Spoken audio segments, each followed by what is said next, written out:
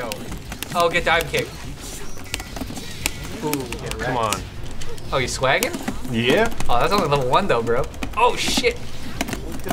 Look at that destructive finish. Oh. You're free. Oh, I meant that. I did not. Oh, he has no good normals. That's his only problem. Yeah, well, you're supposed to counter, right? I'm supposed to mash buttons and you counter. Hey. Hey, what's up?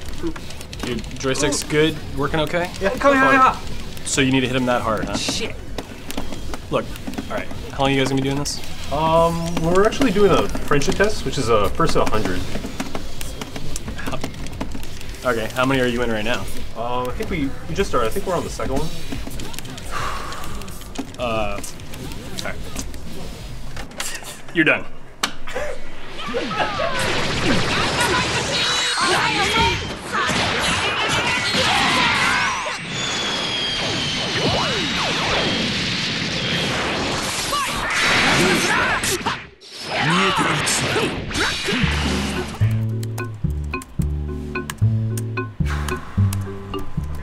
Oh, hey. Hey, Sorry about that. no, it's fine. I get it. You guys love the game. It's really good.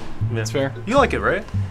Yeah, like a lot. I mean, I give it a 9 out of 10, right? I mean, that says something. But I'm not really like the hardcore fighting game fan that maybe you guys are.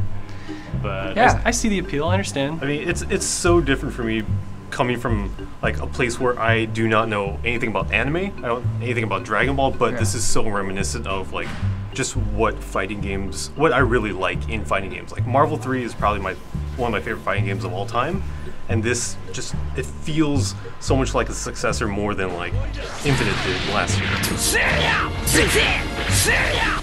For me, Marvel was really great in that it had a combo system that was so open, just encouraged creativity to like the nth degree or whatever. And this kind of mirrors that in a way, even though it does have like auto combos, it simplifies a lot of things. Like all the characters have the same basic mechanics. They can all super dash. They can all throw the exact same way. But there's still, I don't know, there's something about that. There's like an openness to it that I really, really like. So what's really interesting is that I really don't like Marvel 3. Yeah? But I really like this game. And I feel like it's because it marries something that I haven't, like I love Dragon Ball, but I haven't for years. But something about the way they've implemented the things that make Dragon Ball such an exciting show to watch when it's not, boring charging up power, right? Yeah. That's in this game. Like, it's just so dynamic and fast and quick and hard hitting.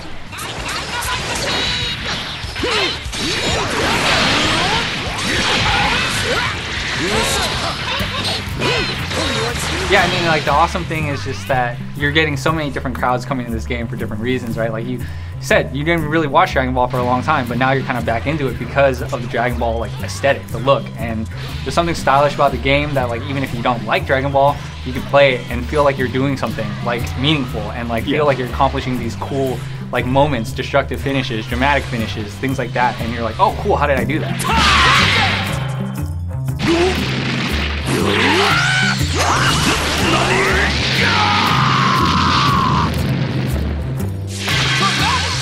So like I've seen all the dramatic finishes, but like how close is it exactly to like the anime, and like how faithful I guess the game as a whole? The story mode is an original story, right? Right. And so they're definitely doing things differently. And I wouldn't say the story mode has like it's not great overall. It has like little moments that really do make you feel like, oh man, I'm watching a new episode of Dragon Ball Z. That's not super. It feels like old Dragon Ball Z, and you can really tell that the developers, as I assume, are really big fans.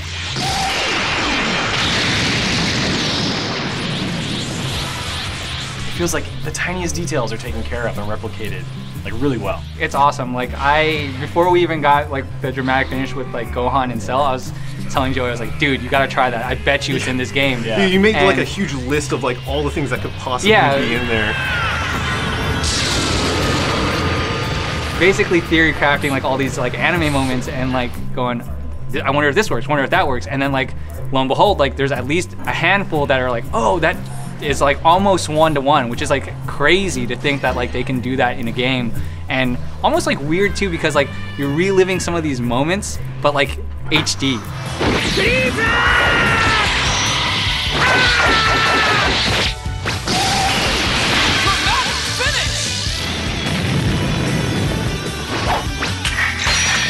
Super Saiyajin. there's still a lot of just variety in the cast, I think, where there's just so many different styles. Like, I really like grapplers, so I'm glad that they added like Android 16.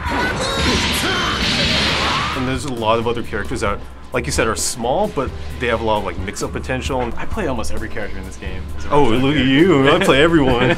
No, I mean like when I'm trying though, you know, like that's what I really get into is just sort of the speed of constantly moving and bringing the fight to my opponent, which is what Rushdown. Like I would say, right? no, well, I think the game just as a whole, it encourages like that aggressive play because you gain meter when you move forward. Right.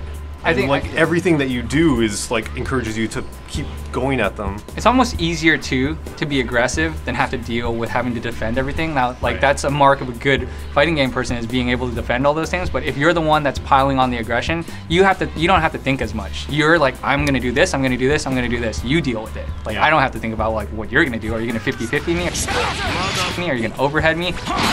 Are you gonna vanishing punch me? Like people, they always say like, you can block 10 times in a row, but the 11th one, that one time that you miss it, it's they open you up.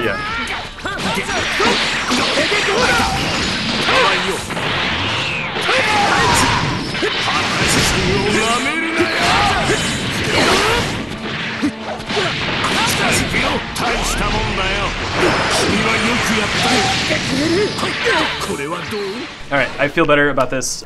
Sorry I yelled. You can go finish your match. Hopefully I didn't break your monitor. Just, you know, just maybe don't tap so hard. Okay. Got 98 more to go. You're going down, man.